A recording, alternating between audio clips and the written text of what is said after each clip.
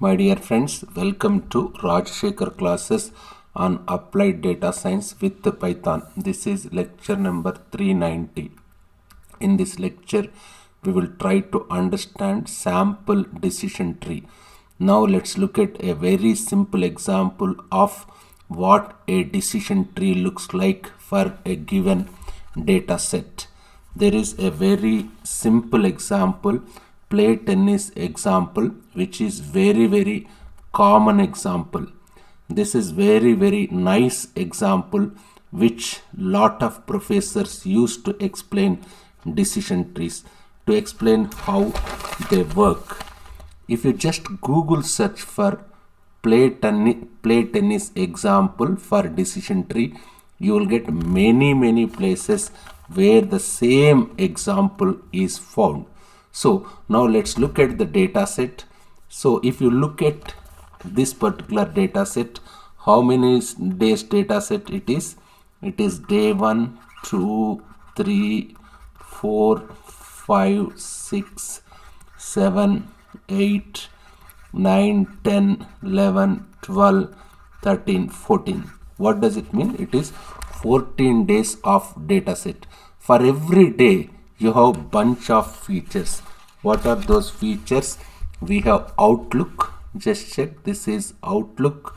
It can be either sunny. Outlook. What are the possible values for Outlook? Just check it out. Possible values: sunny, overcast, rainy, isn't it? We have Outlook. It can either sunny, overcast or rainy. So overcast is, for those of you who may not understand, is overcast basically means cloudy, isn't it? Today's outlook for whether it is outlook is whether it is sunny, cloudy, rainy. So outlook is a categorical variable.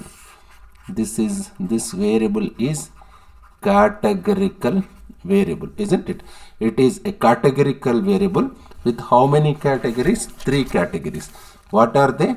Sunny, overcast, rainy. Similarly, if you take temperature, just see temperature, your temperature is either hot, temperature may be hot, it may be mild, it may be cool, isn't it? Again, it is, this feature is also, I can say it is also categorical variable. What are the categories? Categories are hot, mild, cool. Humidity is about how, what is humidity? Has high, normal, isn't it?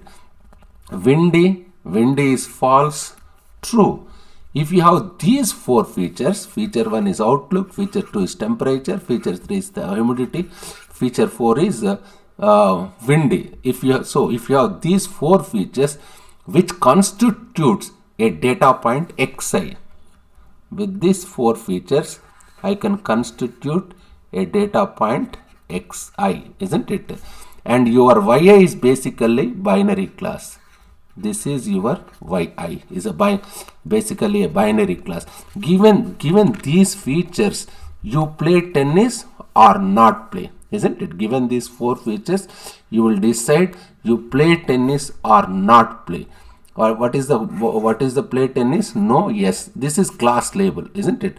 These are your 4 features. Which are the 4 features? Outlook, temperature, humidity, and windy are the 4 features. Look here, all these 4 features, all 4 features. What type of features? These are categorical features, isn't it? Look at all the 4 features are categorical here. Of course, decision tree can also work when your features are real valued. Here you have categorical features. That doesn't mean decision tree works only for categorical features. Decision tree works for real valued features. But for this example, all the 4 features are categorical.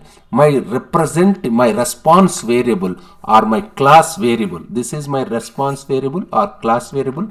Play tennis is binary. What type of variability? It is binary. First 4 features are categorical and last one is binary. Means 4 features are categorical features, and the last feature, that is play tennis, that is response variable or class label, is binary.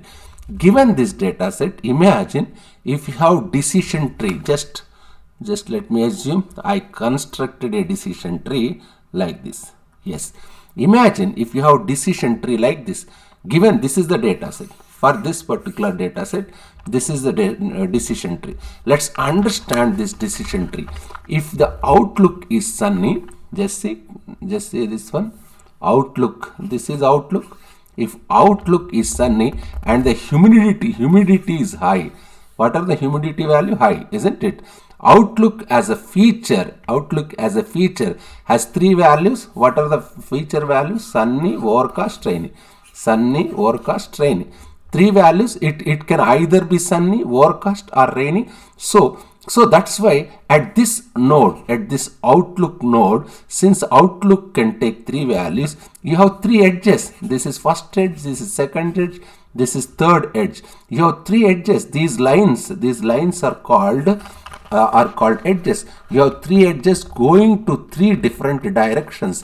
Let me say if outlook equal to sunny, humidity equal to high, let me assume humidity equal to high, then what is your class label? Your yi equal to no. Just say outlook equal sunny, humidity equal to high, your class label yi equal to no. No means don't play tennis. That's how we can read it, isn't it? Similarly, if you see another path, if outlook equal to sunny, and humidity is normal, this path, humidity is normal, yes, play tennis. Yes, play tennis, isn't it? If weather is overcast, that is cloudy, weather is good. Just see this weather. Overcast means if weather is overcast, let me say what is this outlook? Weather is overcast. Overcast means what? Weather is very good to play tennis, isn't it? There is other possible value. Outlook is overcast. If it is overcast, if weather is overcast, that is cloudy, weather is very good, play tennis, isn't it? Play tennis. Similarly, if outlook is rainy, what is the other possible value of outlook? Let me assume this is rainy, isn't it? Similarly, if outlook is rainy and wind is strong, this is wind is strong. Wind, what are the possible values of wind? Strong in the sense this is true. Strong in the sense true, weak in the sense false, isn't it? Yes, wind is true. Wind is strong. Strong basically means true. That's what it means. What it means? No, that's what it says. This decision tree, this decision tree is built from this data set. This particular decision tree, how we build this particular data set? From this particular data set, we formulated decision tree. We got this decision tree, and this decision tree is basically converted this data set into bunch of if-else statements, isn't it? This data set is converted into bunch of if-else statements, nested if-else statements, so that whatever is in this data, data has been captured in the form of if-else. This is your model. What is your model? This is our model, isn't it? We formulated this decision tree figure, this particular decision tree. This is our model. This is our model, which is constructed from this particular data set. So given this model, so using this data, you build, by using this particular data, we build this model, and now somebody given me a new query point. Let me say my new query point is xq. xq means what? My query point. Let me say sunny. This is outlook value. Outlook is sunny. And what is this? Hot. Temperature is hot. And what is this? High. Humidity is high. Let me say humidity is high. What about last one? Windy is true, isn't it? This is my query point. Now I have how many features in my query point? I have 4 features. Now I must then, what do? Now I will simply apply, and how do we get my YQ? I am interested in finding YQ corresponding to this particular XQ, isn't it? My YQ is very simple. What is the first decision here? Outlook, isn't it? What is my first decision? Outlook. What is outlook value? My outlook is yes, outlook is sunny. Next it says humidity. What is my humidity? What is humidity? This is outlook. This is outlook. This is humidity. Humidity is high, isn't it? Next it says humidity. Now the decision is I have to make humidity. I have to make what is humidity? Is it in query point high? Humidity in query point high. My humidity is high. Then I decide no. What is your conclusion? Your conclusion is no. Don't play. No means what? Don't play tennis. What does it mean? Don't play tennis, isn't it? So I only looked at sunny. I only looked at sunny and high. Means this I am using this. I am using this. I am using only two feature values. One is sunny and high. And I have not even looked at. Hot. I have not even looked at hot and this true value. True is windy. Isn't it? Because path in decision tree, I don't have these two features. I don't have hot and true, isn't it? So given a query point, I simply pass through if-else statements. I simply pass by query point to if-else statements and get the class label. The big challenge in decision tree is given a data set, you have to construct decision tree, because once if you construct decision tree, life is very simple. So going from data to decision tree is the key part. Constructing a decision tree is key part. This is the given data set. Here is the given data set, isn't it?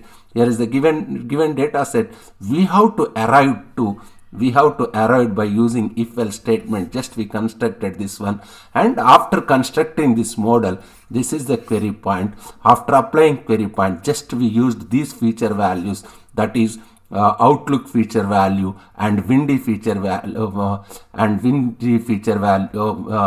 and what is humidity feature value. We used only these two features. Even we have not seen hot and true, and we concluded YQ equal to no, means your class label is no. Just this is simple example of decision tree. Just go through it.